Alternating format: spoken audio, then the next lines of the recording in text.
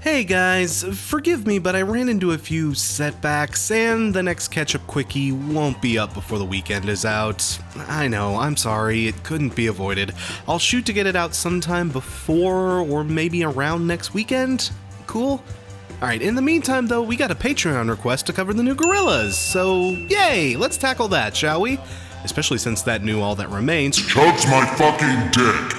So I'm actually a pretty big fan of Gorillaz. One of the pins on the back of my vest is a Gorillaz pin, and I'd say that Demon Days was easily one of the best albums to come out in 2005. I'm a big fan of these guys' earlier work, but once Plastic Beach and The Fall dropped, I kinda lost interest, if I'm being totally transparent. Not that those albums were bad, I had just kinda had my fill. I mean, this... Can you really call it a band? Jamie Hewlett doesn't write any of the music, does he? This thing has always had a side project-y kind of feel to it, and I just felt like the longer they stretched it out, the less luster it was going to have. So when the two got back together to announce they were making more music, I was honestly a bit skeptical, especially given that the first single off this thing was Hallelujah Money. Ooh, talk about a shift in direction, am I right? Thankfully, the album isn't entirely made up of Hallelujah Monies, and even that song kind of grows on you after a while. Overall, I think I still like what Gorillaz have done here. They haven't quite run out of steam just yet. I like tracks like Ascension and Moments near the beginning, and stuff like We Got the Power and The Apprentice near the end were pretty memorable, and the album, from a strictly musical perspective, is as tight and beautifully composed as we'd expect to hear from this fucking cartoon to be. I don't know, what do we call it? The people Albrin chose to collaborate with on this album do a really great job of bringing their everything to the table, in a sense. Anthony Hamilton does a great job crooning over Carnival. Grace Jones has some excellent free verse riffing on Charger. Noel Gallagher and Jenny Beth do an exquisite job selling We Got the Power. Seriously, this might be my favorite track off this album. And Rag and Bone Man is just killing it on The Apprentice. My god. I mean, I'm not saying Zebra Cats and Ray BLK don't do a good job, but I would have liked to have had them pushed off to the side so I could get more of that Rag and Bone. Is he someone I should check out? Man, no, I'm actually curious. Technically, this album is pretty goddamn exemplary. The bass, drums, and electronica are all expertly produced, polished, and executed. Everyone who comes onto this album gives 110%. From a strictly Spartan mindset, this album couldn't really be much better. So why am I not particularly moist?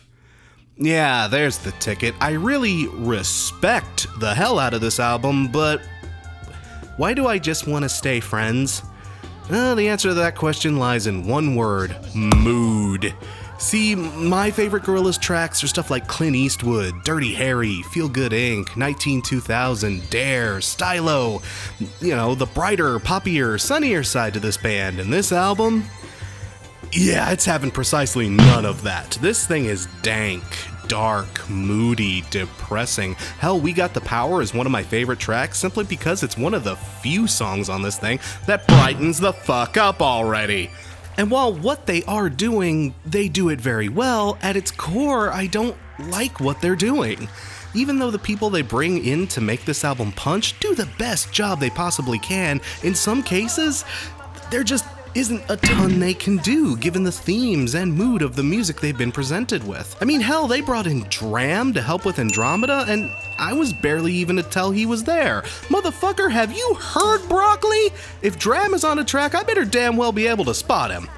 And another thing that weirds me out on this Gorillaz album is, well, how little Gorillaz is actually on it. While I do appreciate the high-quality performances they get out of their guest stars, I'm that one weirdo who actually loves hearing 2D and occasionally Noodle busting out a verse or two. The stuff we get from the actual band here is pretty sparse, and 2D, Damon, whoever, it sounds like he's half conscious on any track he shows up on. Busted in Blue is the only song here that doesn't feature a guest, and I'd say it's one of the better melancholy tracks, admittedly, but it still doesn't thrill me, especially when compared to previous Gorillaz songs, you know?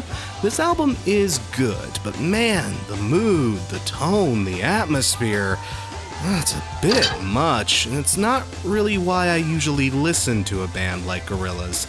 It isn't bad, but I'm still pretty comfortable in saying this is probably the worst we've gotten out of this project so far. But hey, Gorillaz at its worst is still 1,000 times better than All That Remains at their best. But if you're not in the mood for either of these, you could always pick up the new Newfound Glory. Hell, that one kicked ass. It'll certainly do a better job of cheering you up. Humanz gets 3.5 Xanax out of 5.